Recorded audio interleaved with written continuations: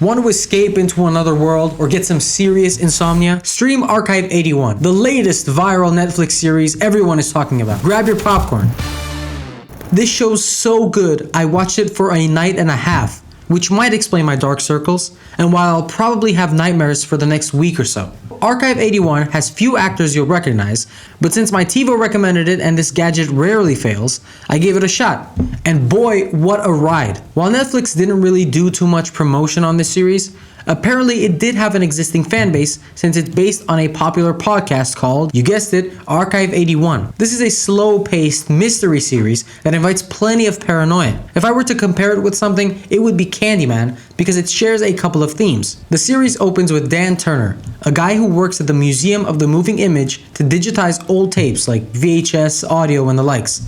He's approached by a mysterious CEO and offered a seriously tempting but suspicious gig.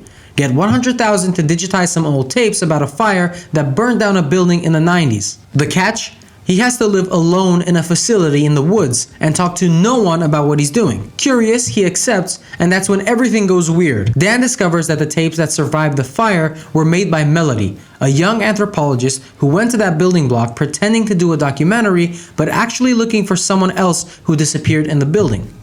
So basically, you have Dan in the present day, sitting alone in a building in the woods, listening to tapes made by Melody. Then you have Melody's story back in the 90s as she's investigating the people living in that apartment block, each weirder than the next. The show goes back and forth between Dan and Melody, each of them handling a mystery, and at one point reunites those stories in a mind-bending, reality-altering single tale. According to a friend of mine, who's all up in podcasts and has an attention span that could rival that of a Zen monk, this is pretty close to what happens in the actual podcast. Me, since I'm basically glued to my TiVo stream 4K, I don't have time to listen to stuff. But anyway, I really want to go in Archive 81 and talk about it unfiltered, you know? So be warned, there might be spoilers ahead.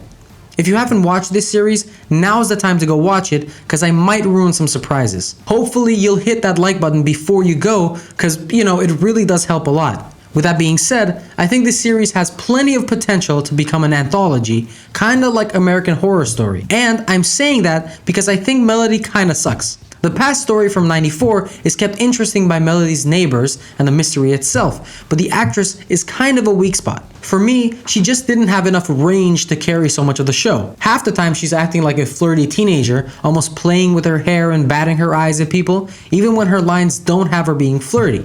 And the other half, she's kinda yelling, but like using an indoor voice?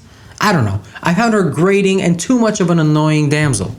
Since the show ends with such a cliffhanger, we haven't seen the last of her, but I would like a second season that's just focused on Dan. Would, could, should. Unfortunately, that's not the case because the writers revealed plenty of details in interviews. The ending of season 1 left a lot of things up in the air, so I think it's important to review it and add some context from the showrunners. I read all the interviews available to piece together what happened and where the story might go next, and here's what I got. First off, obviously the showrunners want a new season and thought about the story like a long-running series, but Netflix hasn't renewed it yet. Still though, it's safe to assume that they will. Like I said before, this is one viral series.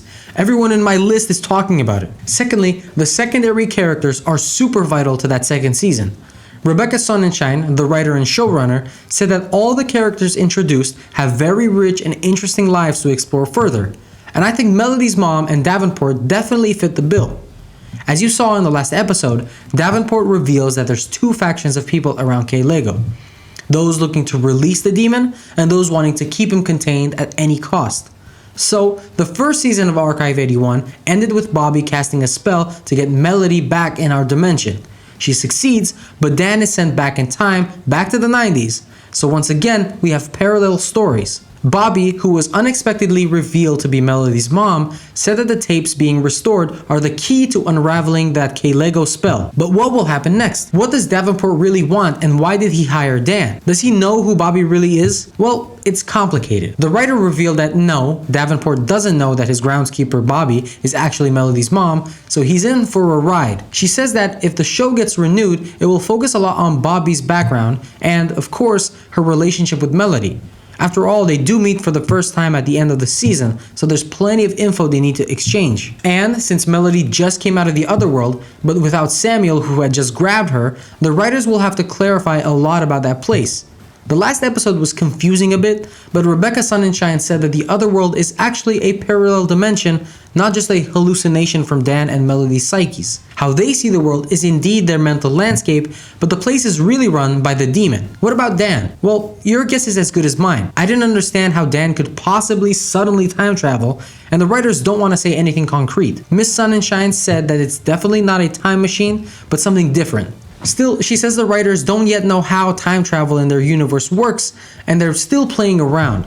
She said, and I quote, "Is it a flat circle? Is it an expanding universe? Is it a block universe? We don't know." Well, that's not very helpful now, innit? Still, can't fault her for adding to the mystery. That's the way to keep interest and convince Netflix to give them another shot. Hopefully, that's gonna happen real fast like Showtime did to Yellow Jackets, so the series keeps some momentum going. What do you think? Would you want them to really fast track this one? What's your theory about what happened, and what do you think season 2 will have in store? Catch you later.